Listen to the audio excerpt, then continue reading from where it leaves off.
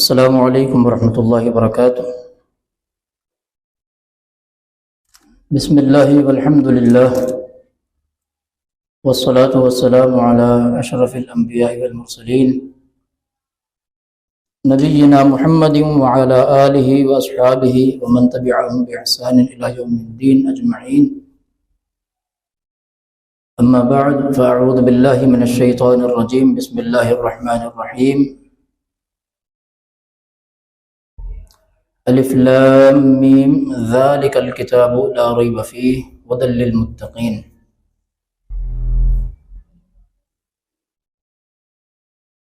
الحمدللہ ہماری آج کی تفسیر قرآن الکریم کی پہلی کلاس ہے۔ ہماری سب سے پہلی کلاس جو ہم نے آج لینی ہے انشاءاللہ،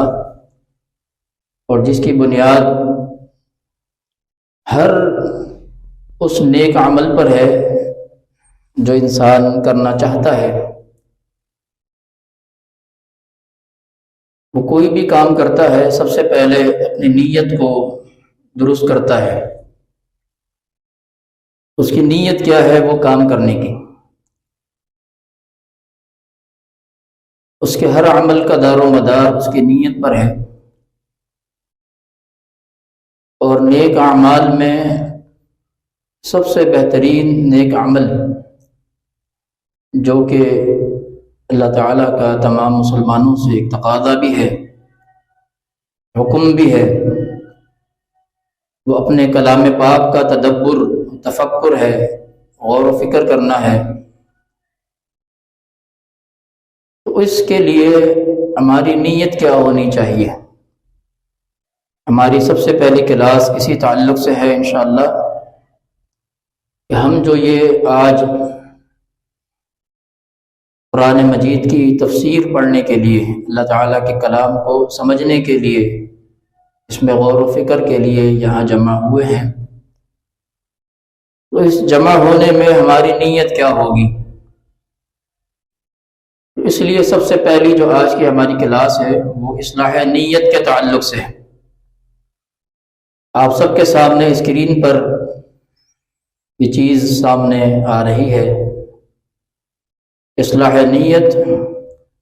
یعنی نیت کی درستگی۔ اس کے کئی پہلو ہیں، ان پہلوؤں پر ہمیں غور کرنا ہے۔ قرآن و حدیث کی دلائل کی روشنی میں ہم نے اس کو 4 حصوں میں تقسیم کیا ہے۔ نیت کی درستگی جو ہے وہ 4 اعتبار سے ہے۔ سب سے پہلا اخلاص نیت، دوسرا اصلاح عمل، تیسرا عاجزی و انکساری، اور چوتھا داعیہ نہ کہ مفتیہ۔ یہ 4 چیزیں ہیں جن کے تعلق سے ہمیں اپنی نیت کو سب سے پہلے خالص کرنا ہے، درست کرنا ہے۔ ان میں سب سے پہلی چیز ہے اخلاص نیت، نیت کا خالص ہونا۔ نیت کا خالص ہونا کس اعتبار سے ہے؟ نیت کا خالص ہونا اس اعتبار سے ہے کہ کسی بھی عمل سے پہلے اپنی نیت میں خالصتاً اللہ کی رضا کا پہلو غالب کرنا، یعنی میرا یہ عمل جس کو ہم کہہ لیں ہمارے ابھی حالیہ عمل کے اعتبار سے تفسیر قرآن مجید کو سمجھنا، سیکھنا، پڑھنا، یہ عمل جو ہے صرف اور صرف اللہ تعالیٰ کی رضا کے حصول کی نیت سے ہے۔ اس میں کسی بھی قسم کی ریاکاری یعنی شہرت پسندی، دکھلاوا، کسی سے کوئی تعریف مقصود کرنا، کوئی بھی پہلو ان چیزوں کا شامل نہیں ہے، اور نہ ہی اس سے کسی قسم کی کوئی دنیاوی کمائی کرنا مقصود ہے یا دنیا کا کوئی مفاد سمیٹنا مقصود ہے۔ انشاءاللہ تو اللہ تعالیٰ کی رضا کے لیے ہم یہاں پر جب آئے ہیں اور یہ سیکھ رہے ہیں تو مجھے امید ہے اللہ تعالیٰ ہمیں ہماری نیت کی درستگی کے مطابق وہ چیز عطا فرما دے گا جس کا ہم اس سے تقاضا کرتے ہیں یا جس کی ہم اس سے امید رکھتے ہیں، یعنی اللہ تعالیٰ کی رضا۔ اللہ ہم سے راضی ہو جائے، اللہ تعالیٰ ہمارے اس عمل کو قبول فرما لے اپنی بارگاہ میں، اس لیے کہ ہمارا مقصد یہاں پر آنے کا صرف و صرف ایک ہے، اور وہ ہے اللہ تعالیٰ کے کلام کی تفسیر کو سیکھنا، پڑھنا اور اس کا فہم اور تدبر حاصل کرنا۔ اخلاص نیت کے تعلق سے قرآن مجید میں اللہ رب العالمین نے جو بات ذکر فرمائی ہے، ویسے تو بے شمار آیات ہیں، لیکن مختصر اور جامع آیت اس حوالے سے جو اللہ تعالیٰ نے بیان فرمائی ہے وہ سیدنا ابراہیم علیہ السلام کا یہ قول ہے جو انہوں نے اپنی قوم کے شرک سے بیزار ہو کر یہ بات ارشاد فرمائی تھی، انی وجہت وجہی للذی فطر السماوات والارض حنیفا وما انا من المشرکین، میں نے اپنا رخ یکسو ہو کر اس کی طرف پھیر لیا ہے، یعنی اللہ تعالیٰ کی طرف جس نے آسمانوں اور زمین کو پیدا کیا ہے، اور میں مشرکوں میں سے نہیں ہوں۔ یعنی اپنی نیت کو اس اعتبار سے خالص کر لینا کہ میری نیت میں بھی اور میرے عمل میں بھی نہ تو شرک اکبر ہے اور نہ شرک اصغر ہے۔ شرک اکبر یعنی نہ کسی غیر اللہ کے سامنے اپنے عمل کو میں نے غیر اللہ کے لیے اختیار کرنا ہے، اور نہ شرک اصغر یعنی ریاکاری کے لیے اپنے عمل کو اختیار کرنا ہے۔ خالص نیت صرف اور صرف اللہ تعالیٰ کی رضا کا حصول ہے، اور اسی کے لیے ہم یہاں پر جمع ہوئے ہیں، اور یہی چیز ہم نے حاصل کرنی ہے کہ ہمارے اس عمل سے صرف ہمارا رب راضی ہو جائے، کوئی دوسرا راضی ہو یا نہ ہو ہمیں اس کی پرواہ نہیں ہے، اور نہ ہمیں اس کو راضی کرنا مقصود ہے۔ اس حوالے سے رسول اکرم صلی اللہ علیہ وسلم کا بڑا معروف ایک فرمان ہے جو کہ صحیح بخاری میں بھی ہے، صحیح مسلم میں بھی ہے، حدیث کی تقریباً تمام کتابوں میں یہ فرمان موجود ہے، اور بڑا ہی آسان فہم اور بہت ہی جامع یہ فرمان ہے۔ سیدنا عمر فاروق رضی اللہ تعالیٰ عنہ، عمر بن خطاب رضی اللہ تعالیٰ عنہ ارشاد فرماتے ہیں کہ اللہ کے رسول صلی اللہ علیہ وسلم نے فرمایا، انما الاعمال بالنیت وانما لامرئ ما نوى فمن كانت هجرته الى الله ورسوله فهجرته الى الله ورسوله ومن كانت هجرته لدنيا يصيبها او امرأة يتزوجها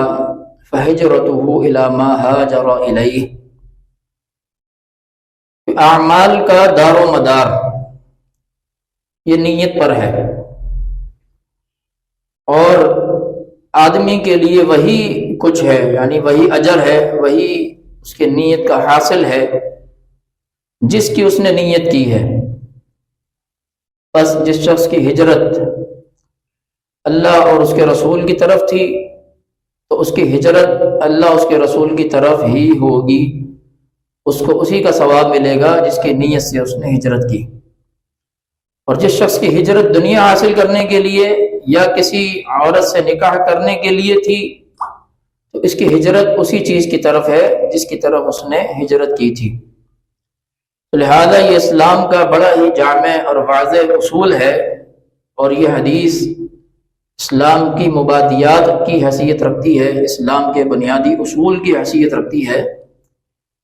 کہ کوئی بھی شخص کوئی بھی نیک عمل کرتا ہے، حتیٰ کہ کلمہ پڑھتا ہے اور کفر چھوڑ کر اسلام میں داخل ہو جاتا ہے، تو اس کی بھی نیت ہے۔ اگر اس کی نیت میں اسلام میں داخل ہونے کی کسی عورت کی وجہ سے ہے، کسی خوبصورت عورت سے اس کو محبت ہو گئی اور اس کی وجہ سے وہ اسلام قبول کر لیتا ہے، وہ عورت مسلمان تھی، تو اس کو اس کی نیت کی وجہ سے ہجرت کا یا کفر چھوڑ کر اسلام میں آنے کا اجر نہیں ملے گا۔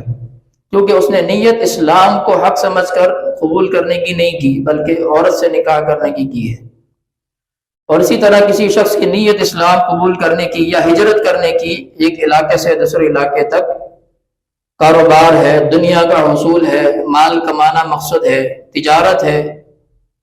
تو اس عمل میں اس کے لیے ثواب نہیں ہے۔ اس کی ذات کی حیثیت سے جو اس کی چاہت ہے وہ تو اللہ تعالیٰ اسے دے دے گا جتنا اللہ نے اس کی تقدیر میں لکھا ہوگا، لیکن اس پر اس کی ثواب کی کوئی نیت نہیں تھی، اس لیے اسے کوئی اجر نہیں ملے گا۔ ہاں، جس شخص نے ہجرت کی اور نیت صرف اللہ تعالیٰ اس کے رسول کی طرف ہے، یعنی دارالکفر سے چھوڑ کر دارالاسلام میں آیا ہے، جیسے مکہ سے مدینہ تک لوگوں نے ہجرت کی تھی مسلمانوں نے، اسی طرح انڈیا سے پاکستان کی طرف مسلمانوں نے ہجرت کی تھی، اور نیت یہ تھی کہ دارالکفر سے دارالاسلام کی طرف ہجرت کریں۔ تو اسی طرح آج بھی کوئی شخص اگر اسی نیت سے ہجرت کرتا ہے، کسی علاقے کو چھوڑ کر دارالکفر سے دارالاسلام کی طرف جاتا ہے، تو اللہ تعالیٰ اس کی نیت کے مطابق اس کو اجر ضرور دے گا۔ اور اسی طرح کفر کو چھوڑ کر اسلام میں داخل ہوتا ہے، اسلام کو حق سمجھ کر اللہ اس کے رسول کی طرف ہجرت کرتا ہے، تو اسے بھی اس کی نیت کے مطابق اجر ضرور ملے گا۔ دوسری چیز جو ہمارے اس نیت کی اصلاح کے تعلق سے بنیادی حیثیت رکھتی ہے وہ اصلاح عمل ہے۔ نیت تو ہم نے چلے ٹھیک ہے درست کر لی، اب نیت کے مطابق عمل بھی ہونا چاہیے۔ صرف نیت درست کر لینا کافی نہیں ہے کہ ہم نے نیت تو ٹھیک کر لی، نیت ہماری اچھی ہو گئی، لیکن عمل جو ہم کر رہے ہیں یہ عمل خلاف سنت ہے یا خلاف شریعت ہے، یا اس عمل سے اللہ کی ناراضگی مطلوب ہے، یا کوئی ایسا عمل اختیار کرنا مقصد ہے جو تکلیف دہ ہو کسی کے لیے، یا اپنی اس میں کوئی مفادات کا کوئی اس میں پہلو غالب ہے، تو پھر یہ عمل بھی انسان کی نیت کو خراب کر دیتا ہے۔ تو نیت درست ہونے کے بعد عمل بھی درست ہونا چاہیے، اصلاح عمل۔ سب سے پہلے اپنے علم کے مطابق خود عمل کرنا، نیت یہ کریں کہ ایک تو اللہ کی رضا ہم نے حاصل کر لی، اب جو ہم نے حاصل کیا ہے علم، اس علم کے حاصل کرنے کا ہمارا مقصد کیا ہے؟ اس مقصد میں سب سے پہلی چیز یہ ہونی چاہیے کہ ہم نے خود اس پر عمل کرنا ہے، یعنی سب سے پہلے اپنی ذات کی اصلاح کرنی ہے، اور پھر اس کے بعد جب ہم نے اپنے اوپر اس بات کو نافذ کر لیا، اپنی اصلاح کر لی، تو پھر جو ہمارے قریبی رشتہ دار ہیں اور دوست و احباب ہیں، دوسروں کو دعوت دینا، پھر قریبی رشتہ داروں اور دوسروں کو دعوت دینا، ان تک اللہ تعالیٰ کا یہ پیغام پہنچانا۔ قریبی رشتہ داروں میں والدین بھی ہیں، اولاد بھی ہے، شوہر بھی ہے، اور جو بھی محرم رشتے ہیں یہ سب قریبی رشتہ داروں میں شامل ہوتے ہیں۔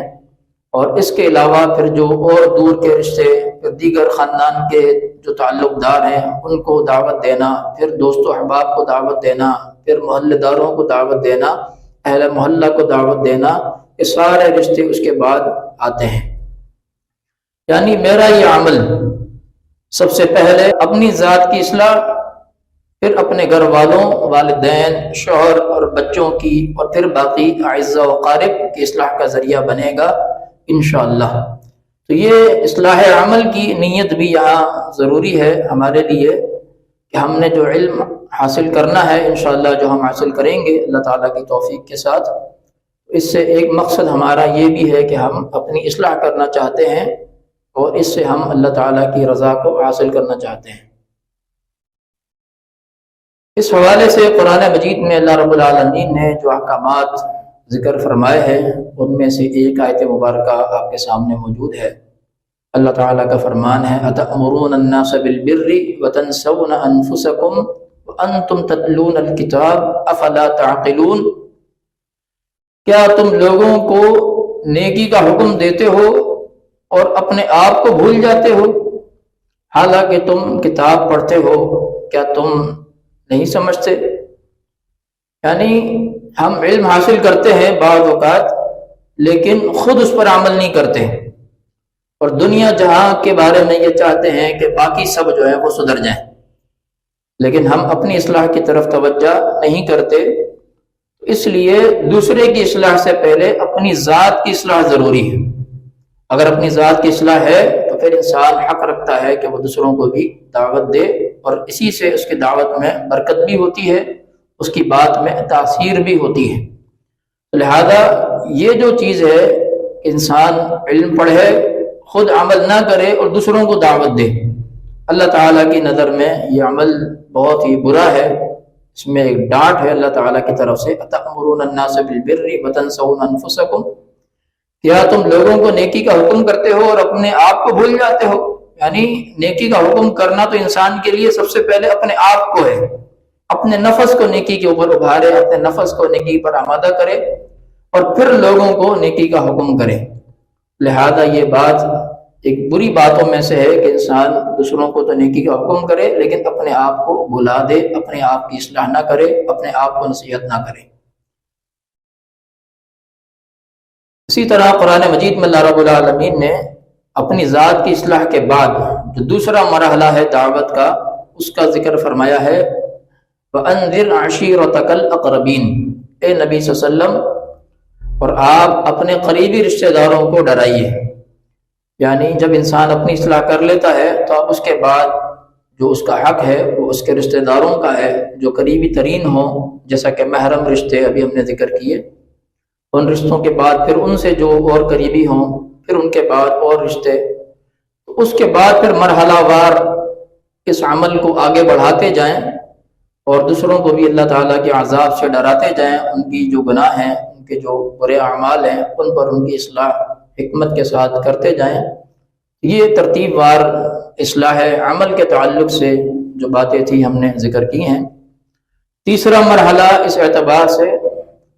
عاجزی و انکساری، یعنی نیت بھی درست کر لی ہم نے اور اپنے عمل کی اصلاح بھی کر لی، تو اس کے بعد پھر ہم نے اس پر فخر یا تکبر کی راہ اختیار نہیں کرنی، بلکہ ہم نے اس سلسلے کو اپنے لیے عاجزی کا ذریعہ بنانا ہے اور اللہ تعالیٰ کے آگے تذلل اور جھکانے کا ایک ذریعہ بنانا ہے، نہ کہ اس میں ہم نے تکبر اختیار کرنا ہے یا دوسروں کو حقیر یا جاہل تصور کرنا ہے۔ تو تیسرا مرحلہ عاجزی و انکساری ہے اصلاح نیت کے تعلق سے، یعنی میری یہ تعلیم جس کو میں ابھی حاصل کر رہی ہوں یا کر رہا ہوں، یہ میرے لیے عاجزی و انکساری کا ذریعہ ہوگی، نہ کہ فخر و تکبر کا، اور نہ ہی کسی کو نیچا دکھانا یا کسی کو اپنے مقابلے پر جاہل تصور کروانا مقصود ہوگا۔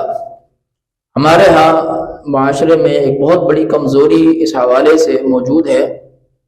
کہ اگر کسی کے پاس تھوڑا سا بھی کوئی علم آ جاتا ہے یا کوئی وہ دو چار باتیں وہ سیکھ لیتا ہے تو پھر وہ سمجھتا ہے کہ وہ بہت بڑا عالم بن گیا ہے، اس کے پاس لوگوں کو فتویٰ دینے کی اور لوگوں کو حقیر سمجھنے کی اور لوگوں کو ذلیل کرنے کی اور انہیں جاہل سمجھنے کی ڈگری آ گئی ہے۔ تو ایسا ہرگز نہیں ہے، اس لیے کہ اللہ تعالیٰ ہی زیادہ بہتر جانتا ہے کون گمراہ ہے اور کون ہدایت یافتہ ہے۔ ہمارے لیے جو اللہ رب العالمین کا فرمان ہے وہ یہ ہے،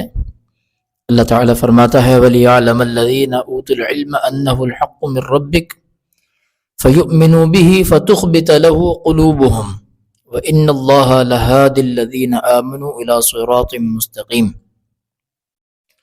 اور تاکہ وہ لوگ جنہیں علم دیا گیا ہے جان لیں کہ بے شک وہی تیرے رب کی طرف سے حق ہے، تو وہ اس پر ایمان لے آئیں، بس ان کے دل اس کے لیے عاجز ہو جائیں، اور بے شک اللہ ان لوگوں کو جو ایمان لائے یقیناً سیدھے راستے کی طرف ہدایت دینے والا ہے۔ تو اس آیت مبارکہ میں دو بنیادی اہم نکات ہیں جو ہمارے اس موضوع سے متعلق ہیں۔ ایک تو یہ کہ علم انسان کو عاجزی سکھاتا ہے، علم جتنا زیادہ ہوگا عاجزی اتنی زیادہ ہوگی۔ کم علمی تکبر کی دلیل ہے، اور اکثر وہ لوگ جن کے پاس علم کم ہوتا ہے وہ جہالت پر قائم ہوتے ہیں، وہ اکثر متکبر ہوتے ہیں، اور اکثر وہ لوگوں کو اپنے تھوڑے سے علم کی وجہ سے حقیر سمجھتے ہیں اور ان کی تذلیل کرتے رہتے ہیں اور فتوے جھاڑتے ہیں۔ تو لہذا علم کا تقاضا یہ ہے کہ عاجزی اختیار کی جائے، نہ کہ تکبر اور فخر اختیار کیا جائے علم کی بنیاد پر۔ دوسرا ہدایت دینا اللہ تعالیٰ کا کام ہے. وَإِنَّ اللَّهَ لَهَادِ الَّذِينَ آمَنُوا إِلَىٰ صِرَاطٍ مُسْتَقِيمٍ. اہل ایمان کو اس بات پر یقین رکھنا چاہیے کہ ہدایت دینے والا اللہ تعالیٰ ہے، اور ہدایت جو ہے وہ ایمان کی بنیاد پر ملتی ہے. آمنوا الی صراط مستقیم، یعنی جو ایمان لائے اللہ تعالیٰ انہیں ہدایت دینے والا ہے صراط مستقیم کی طرف. تو اس بات کو اچھی طرح سمجھ لیں کہ علم انسان کے لیے ذریعہ عاجزی ہے، اور ہدایت جو ہے وہ ایمان کی بنیاد پر ہے. ایمان ذریعہ ہدایت ہے اور علم ذریعہ عاجزی ہے، اور ایمان کی بنیاد پر اللہ تعالیٰ انسان کو صراط مستقیم کی ہدایت نصیب فرماتا ہے. تو اس بنیاد پر اگر آپ کے پاس علم ہے اور اللہ نے ایمان دیا ہے تو اس پر اللہ کا شکر ادا کرنا چاہیے، اور اللہ سے ہدایت پر استقامت طلب کرتے رہنا چاہیے، اور دوسروں پر گمراہی کے فتوے دینے سے بچنا چاہیے، اور اللہ سے ان کے لیے بھی ہدایت کی توفیق طلب کرتے رہنا چاہیے. یہ آیت مبارکہ کے معنی اور مفہوم سے بات بالکل واضح ہے. اور اسی طریقے سے اللہ رب العالمین نے ایک اور مقام پر یہ بات ارشاد فرمائی ہے، فَإِلَٰهُكُمْ إِلَٰهٌ وَاحِدٌ فَلَهُ أَسْلِمُوا وَبَشِّرِ الْمُخْبِتِينَ. سو تمہارا معبود ایک ہی معبود ہے، تو اسی کے فرما بردار بن جاؤ، اور عاجزی کرنے والوں کو خوشخبری سنا دیجیے. تو لہذا یہاں توحید، یہاں پر بھی اللہ تعالیٰ نے ایمان اور توحید کو اور ساتھ عاجزی اور انکساری کو ایک ساتھ جوڑا ہے. تو جہاں علم ہوگا، ایمان ہوگا، توحید ہوگی، اسلام ہوگا، تو وہاں یقینی طور پر عاجزی ہوگی، انکساری ہوگی. اور جہاں کفر ہوگا، نفاق ہوگا، شرک ہوگا، یا کم علمی جہالت ہوگی، تو وہ نتیجہ ہے فخر کا، تکبر کا، اپنے آپ کو بڑا بنا کر پیش کرنے کا. تو یہ بات ہمارے لیے آج کے سبق میں یہ بھی بڑا اہم ہمارے لیے سبق ہے کہ ہم نے عاجزی و انکساری کے ساتھ اپنے علم کو سیکھنا ہے اور اسی پر کاربند رہنا ہے انشاءاللہ تعالی. چوتھا ہمارا نقطہ ہے داعیہ نہ کہ مفتیہ. یہ بھی ایک بڑا اہم معاملہ ہے ہمارے یہاں. ہم بہت سارے لوگوں کو دیکھتے ہیں کہ جو علم حاصل کرنے کے بعد بجائے اس کے کہ جو دعوت کا ایک پہلو ہے جو انہیں اختیار کرنا چاہیے تھا، اسے اختیار کرنے کے بجائے وہ فتوے بازی کا پہلو شروع کر دیتے ہیں. لوگوں پر فتوے بازی کرتے ہیں، انہیں گمراہ ثابت کرنے کی کوشش کرتے ہیں، اور ان پر اللہ کے عذاب کی لعن طعن کرتے رہتے ہیں. تو یہ عمل بھی اللہ تعالیٰ کو سخت ناپسندیدہ ہے. تو لہذا جو کچھ آج ہم پڑھ رہے ہیں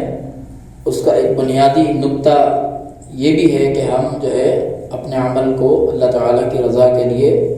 خالص کر لیں، اس اعتبار سے کہ ہم نے اس کے دین کی داعیہ بننا ہے، نہ کہ ہم مفتیہ بنیں، لوگوں میں فتوے بانٹتے پھریں. اور دعوت کا جو ایک طریقہ کار ہے انشاءاللہ ابھی ذکر ہوگا، کس انداز سے دعوت دینی ہے اور کیا طریقہ کار ہے دعوت دینے کا. تو نمبر 4 جو ہے ہماری آج کی کلاس کا چوتھا جو پہلو ہے وہ داعیہ کا ہے. انشاءاللہ ہم نے داعی بننا ہے، مفتی نہیں بننا ہے، لوگوں پر فتوی بازی نہیں کرنی ہے. میرا اس علم کو حاصل کرنے کے بعد اپنی استطاعت کے مطابق حکمت اور خیر خواہی کے ساتھ ایک داعیہ کا کردار ادا کروں گی، کردار ہوگا، لیکن پر بھی کسی بھی طرح کی فتوی بازی نہیں کروں گی، اور اصلاح کے عمل میں کبھی بھی اپنا منہج سلف صالحین نہیں چھوڑوں گی. یہ بھی اس کا ایک بڑا اہم نقطہ ہے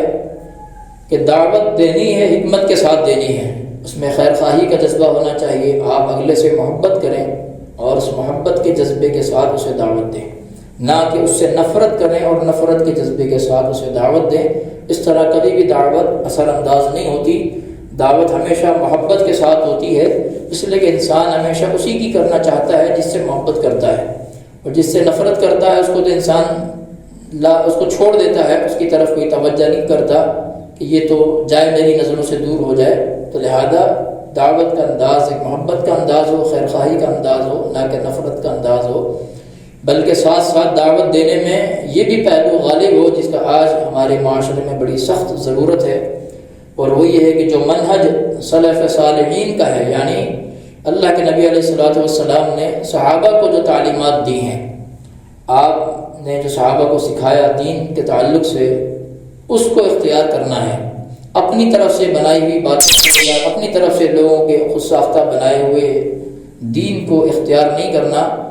اس عمل کو اختیار کرنا ہے جو صحابہ کرام رضوان اللہ تعالیٰ علیہ مجمعین کے ذریعے سے چل کر ہم تک پہنچا ہے، احادیث کے ذریعے سے، مستند تاریخ کی کتابوں کے ذریعے سے، اور جو علم قرآن مجید کے ذریعے سے ہم تک پہنچا ہے، اس کے مطابق ہم نے عمل کرنا ہے، اسی پر قائم رہنا ہے، اس کو کسی صورت میں نہیں چھوڑنا ہے۔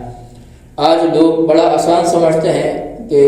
باہمی مفاہمت کے نام پر، مداہنت کے نام پر اپنے اصل منہج کو چھوڑ دیتے ہیں، اور لوگوں کی جو بے تکی باتیں ہوتی ہیں، بے دینی کی جو باتیں ہوتی ہیں، انہیں اختیار کر لیتے ہیں، ان کے ساتھ گل مل جاتے ہیں، اور یہ سمجھتے ہیں کہ اس طریقے سے وہ دعوت کا کام کر رہے ہیں، حالانکہ دعوت کا یہ عمل نہ اللہ تعالیٰ نے سکھایا ہے، نہ اس کے رسول صلی اللہ علیہ وسلم نے سکھایا ہے، اور نہ صحابہ نے سکھایا ہے۔ تو لہٰذا منہج سلف یہ ہے کہ جو نبی علیہ السلام نے صحابہ کو سکھایا، صحابہ نے آگے اپنے شاگردوں، محدثین، تابعین کو سکھایا، تو اس کے مطابق ہم نے قائم رہنا ہے، اور اسی کو لے کر آگے لوگوں کو دعوت دینی ہے، خود بھی اس پر قائم رہنا ہے انشاءاللہ۔ اس حوالے سے اللہ رب العالمین کا جو فرمان ہے وہ یہ ہے، ادعو الی سبیل ربک بالحکمۃ والموعظۃ الحسنۃ وجادلہم باللتی ہی احسن ان ربک هو اعلم بمن ضل عن سبیلہ وهو اعلم بالمہتدین۔ اے نبی صلی اللہ علیہ وسلم، آپ لوگوں کو اپنے پروردگار کے راستے کی طرف حکمت اور عمدہ نصیحت کے ساتھ دعوت دیجیے، اور ان سے ایسے طریقے سے مباحثہ کیجیے جو بہترین ہو۔ بلا شبہ آپ کا پروردگار اسے بھی خوب جانتا ہے جو اس کی راہ سے بھٹک چکا ہے، اور وہ راہ راست پر چلنے والوں کو بھی خوب جانتا ہے۔ تو اس آیت مبارکہ میں دعوت کے بڑے جامع اصول بیان کیے گئے ہیں۔ ایک تو یہ کہ دعوت دینی ہے، ادعو الی سبیل ربک، اپنے رب کے راستے کی طرف، دعوت الی اللہ، غیر اللہ کی طرف یا کسی اور دین کی طرف یا کسی خاص اپنے مذہب کی طرف یا مسلک کی طرف دعوت نہ ہو۔ دعوت کا بنیادی پہلو صرف اور صرف اللہ تعالیٰ کا دین ہو، لوگوں کے بنائے ہوئے افکار یا نظریات نہ ہو، تو یہ دعوت اللہ تعالیٰ کے ہاں قابل قبول ہوگی۔ تو ایسے ہی لوگ داعی یا داعیہ کہلائیں گے، وگرنہ جو لوگ اپنے مذہب کی طرف دعوت دیتے ہیں، اپنے خود ساختہ افکار و نظریات کی طرف دعوت دیتے ہیں، اللہ کو چھوڑ کر غیر اللہ کی طرف دعوت دیتے ہیں، تو ان کی دعوت کوئی دعوت نہیں ہے۔ پہلی چیز اس میں جو ذکر کی گئی ہے، اپنے رب کی طرف دعوت کو، یہ بنیادی نقطہ ہے، اس کو اختیار کریں۔ پھر دعوت کا انداز بالحکمت والموعظۃ الحسنہ، حکمت کے ساتھ ہو اور اچھی نصیحت کے ساتھ ہو، عمدہ طریقہ کار ہو، گفتگو اچھی ہو، بات اچھی ہو، الفاظ کا استعمال اچھا ہو، بولنے کا انداز اچھا ہو، تو یہ حکمت ہے۔ بعض اوقات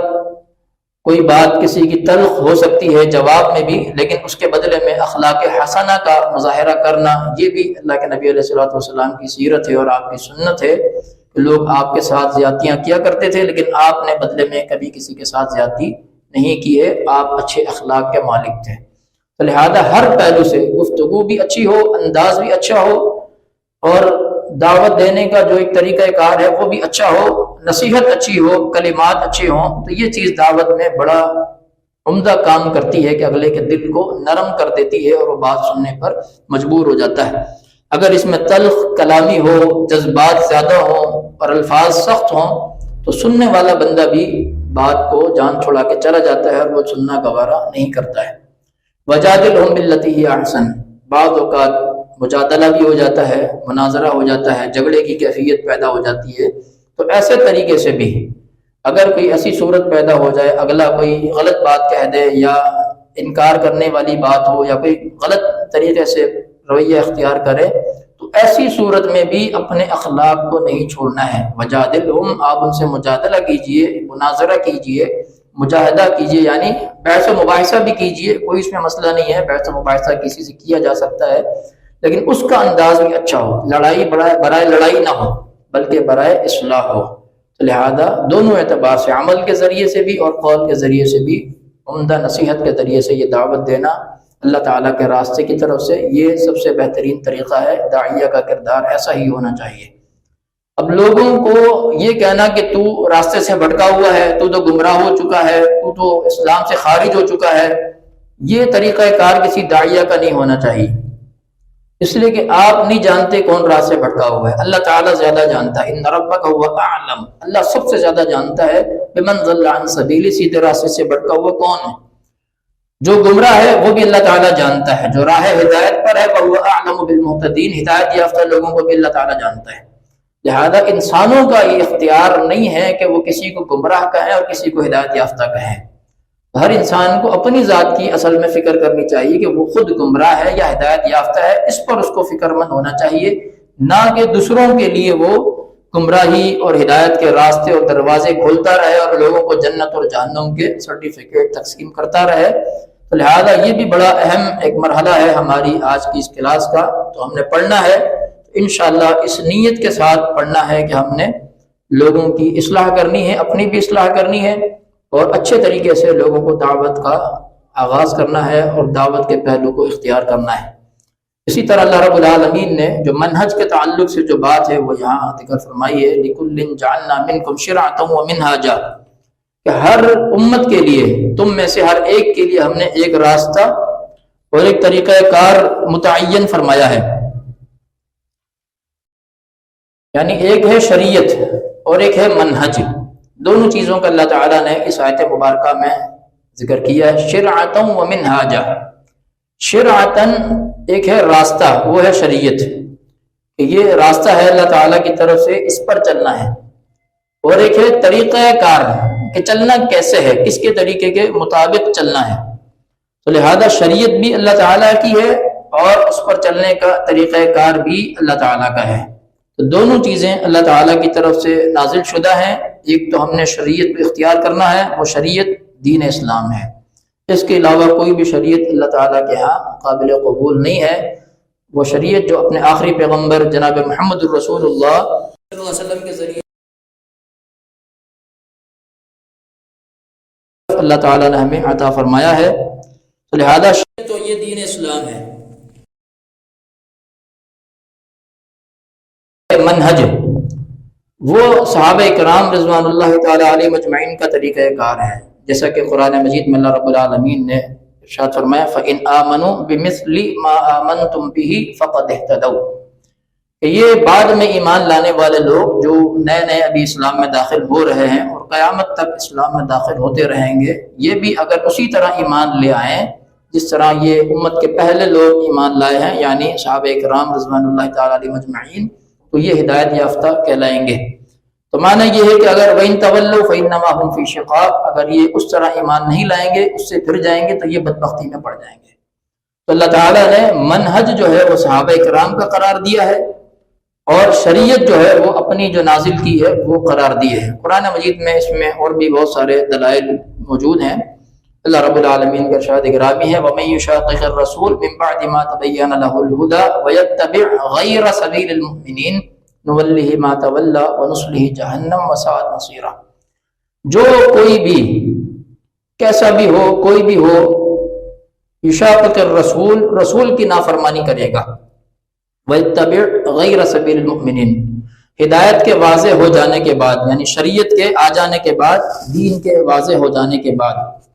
ہدایت اس کے سامنے آ گئی، اس نے ہدایت پہچان لی، لیکن اب جو اتباع ہے اس ہدایت پر عمل کرنے کی طریقہ کار ہے وَيَتَّبِعْ غَيْرَ سَبِيلِ الْمُؤْمِنِينَ، مومنوں کے راستے کو چھوڑ کر، یعنی صحابہ کرام رضوان اللہ تعالیٰ علیہ مجمعین کے راستے کو چھوڑ کر کوئی اور راستہ اگر وہ اختیار کرتا ہے تو نُوَلِّهِ مَا تَوَلَّى، دنیا کے اندر اللہ تعالیٰ کے اصول ہے، وہ ڈھیل دیتا ہے، ہم اسے جانے دیتے ہیں جہاں وہ جانا چاہتا ہے، نُصْلِهِ جہنم، لیکن اس کا انجام جو ہے پھر جہنم ہے۔ تو لہذا شریعت رسول اکرم صلی اللہ علیہ وسلم پر نازل شدہ اور طریقہ کار عمل کرنے کا ایسا جیسے صحابہ کرام رضوان اللہ تعالیٰ علیہ مجمعین نے عمل کیا، اس کو منہج کہتے ہیں۔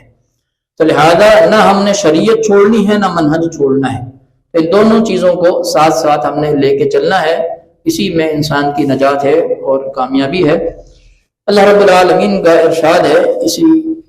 تعلق سے ومن احسن الدین ممن اسلم وجہہ للہ وہو محسن واتبع ملت ابراہیم حنیفا واتخذ اللہ ابراہیم خلیلا، کہ کون ہے اس شخص سے، اس آدمی سے زیادہ دیندار کون ہوگا جو اپنی پیشانی اللہ کے سامنے جھکا دے اور اس کا عمل بھی اچھا ہو اور مسلم اور موحد ابراہیم علیہ السلام کی ملت کا متبع ہو، اور اللہ نے ابراہیم علیہ السلام کو اپنا گہرا دوست بنا لیا تھا۔